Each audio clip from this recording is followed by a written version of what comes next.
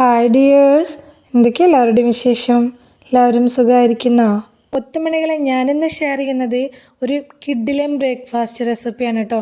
നല്ല ടേസ്റ്റുള്ള, നല്ല സോഫ്റ്റ് ആയിട്ടുള്ള പഞ്ഞി പോലുള്ള ഒരു ബ്രേക്ക്ഫാസ്റ്റ് റെസിപ്പിയാണ്. ഒരു ദോശൻ്റെ റെസിപ്പി, കൂടെ തന്നെ കഴിക്കാനുള്ള ഒരു ചട്നിയുടെ റെസിപ്പിയും കൂടി കാണിക്കുന്നുണ്ട് കേട്ടോ. നല്ല പഞ്ഞി പോലെ സോഫ്റ്റ് ആയിട്ടുള്ള, എത്ര നേരം ഇരുന്നാലും അതുപോലെ തന്നെ ആ സോഫ്റ്റ് ആയിട്ട് തന്നെ ഇരിക്കുന്ന നല്ലൊരു ദോശൻ്റെ റെസിപ്പിയാണ് കാണിക്കുന്നത്. അപ്പോൾ വീഡിയോയിലേക്ക് പോകുന്നതിന് മുമ്പ് വീഡിയോ എല്ലാവരും ഒന്ന് സ്കിപ്പ് ചെയ്യാതെ മുഴുവനായിട്ട് കാണാൻ ശ്രമിക്കണേ. അതുപോലെ തന്നെ കണ്ടുകൊണ്ടിരിക്കുന്ന സമയത്ത് ഇഷ്ടമാവുന്നുണ്ടെങ്കിൽ മറക്കാതെ ലൈക്ക് ബട്ടൺ ഒന്ന് പ്രസ് ചെയ്ത് വെക്കണം കേട്ടോ. അപ്പോൾ നമുക്കിത് എങ്ങനെ ഉണ്ടാക്കുന്നത് നോക്കിയാലോ. അതിനായിട്ട് ആദ്യം തന്നെ ഞാനൊരു ബൗൾ എടുത്ത് വെച്ചിട്ടുണ്ട്. അതിലേക്ക് ഒരു 1.5 കപ്പ് റവയാണ് ഞാൻ ചേർത്ത് കൊടുക്കുന്നത്. അപ്പം നിങ്ങൾക്ക് എത്രത്തോളം വേണമെന്നുള്ളത് നോക്കിയിട്ട് അതിനനുസരിച്ചുള്ള റവ എടുക്കുക കേട്ടോ. വറുത്തതോ വറുക്കാത്തതോ ഏത് റവ വെച്ച് വേണമെങ്കിലും ചെയ്യാം. ഞാനിപ്പോൾ ഈ വറുത്ത റവ വെച്ചിട്ടാണ് ഇത് ചെയ്തെടുക്കുന്നത്. അതിലേക്ക് ഒരു 2 കപ്പ് വെള്ളം കൂടി ഒഴിച്ചു കൊടുത്തിട്ടുണ്ട്. ജസ്റ്റ് ഒന്ന് ഇളക്കി മിക്സാക്കി കൊടുക്കുക. വെള്ളവും റവയും കൂടി ഒന്ന് മിക്സായി കിട്ടാനും വേണ്ടിയിട്ട്. എന്നിട്ട് ഇത് മൂടി വെച്ചിട്ട് 15 മിനിറ്റ് നേരം വെയിറ്റ് ചെയ്യുക. ഒന്ന് കുതിർന്ന് കിട്ടാനും വേണ്ടിയിട്ടാണ്. അപ്പോൾ ഒരു 15 മിനിറ്റിന് ശേഷം നമ്മുടെ റവയൊക്കെ നല്ല രീതിക്ക് തന്നെ കുതിർന്ന് വന്നിട്ടുണ്ട്. കുതിർത്തെടുത്തിട്ട് അരച്ചെടുക്കുന്ന സമയത്ത് നന്നായിട്ട് തന്നെ പെട്ടെന്ന് അരഞ്ഞ് കിട്ടും കേട്ടോ. അതിന് വേണ്ടിയിട്ടാണ് കുതിരാനായിട്ട് വെച്ചിട്ടുണ്ടായിരുന്നത്. ഇനി ഒരു മിക്സിയുടെ ജാർ എടുത്ത് വെക്കുക. അതിലേക്ക് കുതിർത്ത് വെച്ചിട്ടുള്ള റവ മുഴുവനായിട്ട് ആ വെള്ളത്തോട് കൂടി തന്നെ ഇട്ട് കൊടുക്കുക.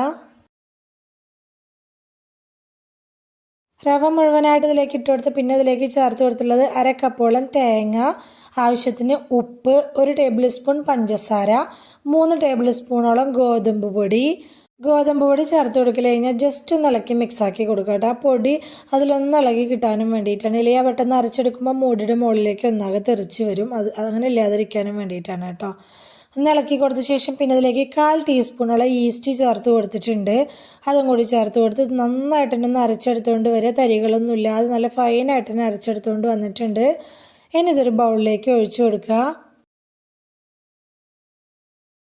ഞാനിതപ്പോൾ ഇതൊരു ബൗളിലേക്ക് ഒഴിച്ചു കൊടുത്തിട്ടുണ്ട്. മിക്സർ ജാറ് ചുഴറ്റിയിട്ട് ഒരു 1/4 കപ്പോളം വീണ്ടും വെള്ളം കൂടി ഇതിലേക്ക് ഒഴിച്ചു കൊടുത്തിട്ടുണ്ട്. അപ്പോൾ മൊത്തം ഒരു 2.25 കപ്പോളം വെള്ളം ഞാൻ ഇതിനായിട്ട് ഉപയോഗിച്ചിട്ടുണ്ട്. ഇത് നന്നായിട്ടൊന്ന് ഇളക്കി കൊടുക്കുക. വീണ്ടും നമ്മൾ വെള്ളം ഒഴിച്ചു കൊടുത്തതല്ലേ, നന്നായിട്ടൊന്ന് ഇളക്കി മിക്സാക്കി കൊടുത്ത ശേഷം ഇതൊന്ന് മൂടി വെച്ചിട്ട് ഒരു 3/4 മണിക്കൂർ നേരം വെയിറ്റ് ചെയ്യുക. അത്രയും സമയമില്ലാത്തവർ ഈസ്റ്റിൻ്റെ അളവൊന്ന് കൂട്ടിയിട്ട് കൊടുത്താൽ മതി കേട്ടോ. ഇനി മാവ് അവിടെ ഇരുന്ന് സെറ്റാവുന്ന സമയത്ത് നമുക്കിതിലേക്കൊരു ചട്നി തയ്യാറാക്കി എടുക്കുക. അതിനിപ്പോൾ ഞാൻ മിക്സിയുടെ ജാർ എടുത്ത് വെച്ചിട്ട് 3/4 കപ്പോളം തേങ്ങയും 1 ടേബിൾ സ്പൂൺ പൊട്ടുകടലയും ചേർത്ത് കൊടുത്തിട്ടുണ്ട്. കുറച്ച് പുതിനയില ചേർത്ത് കൊടുത്തിട്ടുണ്ട്. കുറച്ചധികം മല്ലിയില ചേർത്ത് കൊടുത്തിട്ടുണ്ട്. ഒരു ചെറിയ കഷ്ണം പുളി ചേർത്ത് കൊടുത്തിട്ടുണ്ട്. എരിവിനായിട്ട് ഞാൻ 3 ഉണ്ടമുളക് ചേർത്ത് കൊടുത്തിട്ടുണ്ട്. അത്യാവശ്യം സ്പൈസി ആയിരിക്കണം കേട്ടോ. ചട്നി അപ്പോഴാണ് നല്ല ടേസ്റ്റ് ഉണ്ടാവുക. 1/4 ടീസ്പൂൺ ജീരകം ചേർത്ത് കൊടുത്തിട്ടുണ്ട്.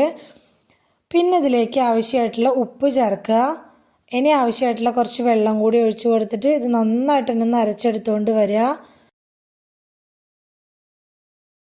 ഞാനിതപ്പോൾ നന്നായിട്ട് തന്നെ ഒന്ന് അരച്ചെടുത്തുകൊണ്ട് വന്നിട്ടുണ്ട്. ഇനി ഇതൊരു ബൗളിലേക്ക് ഒഴിച്ചു കൊടുക്കുക. ഇത് ചൂടാക്കി എടുക്കേണ്ട ആവശ്യമൊന്നുമില്ല കേട്ടോ. ഞാൻ ബൗളിലേക്ക് ഒഴിച്ചു കൊടുത്തിട്ട് മിക്സിയുടെ ജാറ് ചുഴറ്റിയിട്ട് കുറച്ച് വെള്ളം കൂടി ഒഴിച്ചു കൊടുത്തിട്ടുണ്ട്. നമുക്ക് എത്രത്തോളം ചട്നി ലൂസായിട്ടും തിക്കായിട്ടും വേണമെന്നുള്ളതിനനുസരിച്ച് വെള്ളം ഒഴിച്ചു കൊടുത്താൽ മതി. ഞാനിപ്പോൾ ഒരുപാട് ലൂസും അല്ല ഒരുപാട് ടൈറ്റും ഇല്ലാത്തൊരു പരുവത്തിലാണ് എടുത്തിട്ടുള്ളത്. ഇനിയൊന്നുമില്ല, ഇത് താളിച്ചൊഴിക്കുക. ചീനച്ചട്ടി അടുപ്പിലേക്ക് വെച്ച് കൊടുത്തിട്ടുണ്ട്. വെളിച്ചെണ്ണയിലാണ് ഞാൻ താളിച്ചെടുക്കുന്നത്. വെളിച്ചെണ്ണ ഒഴിച്ചു കൊടുത്തിട്ട് എണ്ണ ചൂടായി വന്ന സമയത്ത് കടുകും കറിവേപ്പിലയും ഉണക്കമുളകും ഇട്ട് പൊട്ടിച്ച് നമ്മുടെ ഈ ചട്നിയിലേക്ക് ഒഴിച്ചു കൊടുക്കുക. ഇത്രയേ ഉള്ളൂ, സിമ്പിളാണ്. ചട്നി ഏത് ചട്നിയുടെ കൂടിയും ഈ ദോശ സെറ്റാണ് കേട്ടോ. ഞാനിപ്പോൾ ഈ ഒരു ചട്നി ഇതിൻ്റെ കൂടെ അരച്ചെന്ന് മാത്രമേ ഉള്ളൂ. ഏത് കറിയുടെ കൂടിയും ഏത് ചട്നിയുടെ കൂടിയും ഈ ദോശ സെറ്റാണ് കേട്ടോ. നമ്മൾ മാവ് റെസ്റ്റ് ചെയ്യാനായിട്ട് വെച്ചിട്ട് ഒരു 3/4 മണിക്കൂറോളം ആയിട്ടുണ്ട്. മാവൊക്കെ നന്നായിട്ട് തന്നെ സെറ്റായിട്ട് വന്നിട്ടുണ്ട് കേട്ടോ. അപ്പോൾ ഞാൻ പറഞ്ഞ പോലെ ഇത്രയും സമയം 3/4 മണിക്കൂറൊന്നും വെക്കാനില്ല എന്നുള്ളവർ ഈസ്റ്റിൻ്റെ അളവ് 1/2 മുതൽ 3/4 ടീസ്പൂൺ വരെയൊക്കെ കൂട്ടി വെച്ച് കൊടുക്കുക. പിന്നെ നല്ല ചൂട് സമയമൊക്കെ ആണെങ്കിൽ പെട്ടെന്ന് തന്നെ മാവ് റെഡിയായി കിട്ടുകയും ചെയ്യും കേട്ടോ. ഇനി ജസ്റ്റ് ഒന്ന് ഇളക്കി കൊടുത്ത ശേഷം നമുക്കിത് ചുട്ടെടുക്കുക. അപ്പോൾ ഞാനൊരു പാന് ചൂടാവാനായിട്ട് വെച്ചിട്ടുണ്ടായിരുന്നു. പാൻ നല്ല പോലെ ചൂടായി വന്ന സമയത്ത് ഇതുപോലെ നമുക്ക് ആവശ്യമായിട്ടുള്ള മാവ് ഒഴിച്ചു കൊടുക്കുക. എന്നിട്ട് ഇതുപോലെ ഒന്ന് ഹോൾസ് ആവുന്നത് വരെ വെയിറ്റ് ചെയ്യുക. അതുവരെ ഹൈ ഫ്ലെയിമിൽ തന്നെ വെക്കുക. ഹോൾസ് ആയി കഴിഞ്ഞ ശേഷം നമുക്കിതൊന്ന് മൂടി വെക്കുക. മൂടി വെച്ച ശേഷം ഫ്ലെയിം നല്ലപോലെ കുറച്ച് വെച്ചിട്ട് 1 മിനിറ്റ് നേരം ഒന്ന് മൂടി വെച്ചാൽ നമ്മുടെ ദോശ ഇവിടെ റെഡി ആയിട്ട് കിട്ടും കേട്ടോ. നല്ല ഹോൾസൊക്കെ ആയിട്ടുള്ള ഒരു അടിപൊളി ദോശയായിട്ട് തന്നെ നമുക്കിത് കിട്ടും. തീർച്ചയായിട്ടും നിങ്ങൾക്ക് എല്ലാവർക്കും ട്രൈ ചെയ്ത് നോക്കാൻ പറ്റിയിട്ടുള്ള നല്ലൊരു ദോശയുടെ റെസിപ്പിയാണ് കേട്ടോ. അപ്പോൾ എന്നും ഇഡ്ഡലി ദോശയൊക്കെ നമ്മൾ സാധാ ദോശയൊക്കെ ഉഴുന്ന ദോശയൊക്കെ ഉണ്ടാക്കുന്നതിന് പകരം ഈ രീതിയിലൊന്നും ട്രൈ ചെയ്ത് നോക്കി കേട്ടോ. അടിപൊളിയാണ്. അപ്പോൾ ഞാൻ ബാക്കിയുള്ള ദോശയും മുഴുവനായിട്ട് തന്നെ ഇതുപോലെ ചുട്ടെടുത്തിട്ടുണ്ട്. ഞാൻ പറഞ്ഞില്ലേ നല്ല ഹോൾസൊക്കെ ആയിട്ട് നല്ല രസമായിട്ട് തന്നെ കാണാനും നല്ല രസമാണ്, അതുപോലെ തന്നെ കഴിക്കാനും നല്ല ടേസ്റ്റുള്ള ദോശയാണ് കേട്ടോ. ഞാൻ പറഞ്ഞ പോലെ ഇതിൻ്റെ കൂടെ എന്ത് സ്പൈസി ആയിട്ടുള്ള കുറച്ച് എരിവുള്ള നല്ല ചട്നി, നല്ല ചമ്മന്തി, അതുപോലെ തന്നെ നല്ല കറികളുടെ ഒക്കെ കൂടെ ഈ ദോശ കഴിക്കാൻ നല്ല ടേസ്റ്റാണ്. ഞാനിവിടെ ഇടയ്ക്കൊക്കെ ഉണ്ടാക്കുന്നൊരു റെസിപ്പിയും കൂടിയാണ് കേട്ടോ. അപ്പോൾ വീഡിയോ ഇഷ്ടമായിട്ടുണ്ടെങ്കിൽ സബ്സ്ക്രൈബ് ചെയ്യാതെ കാണുന്ന നമ്മുടെ പുതിയ കൂട്ടുകാർ ആരെങ്കിലും ഉണ്ടെങ്കിൽ പ്ലീസ് ഒന്ന് സബ്സ്ക്രൈബ് ചെയ്ത് സപ്പോർട്ട് ചെയ്യണേ. അതുപോലെ തന്നെ കൂടെയുള്ള ബെൽ ബട്ടണും കൂടി ഒന്ന് ക്ലിക്ക് ചെയ്ത് വെക്കുകയാണെങ്കിൽ ഞാനിടുന്ന പുതിയ വീഡിയോസിൻ്റെ ഒക്കെ നോട്ടിഫിക്കേഷൻ നിങ്ങൾക്ക് കിട്ടും കേട്ടോ.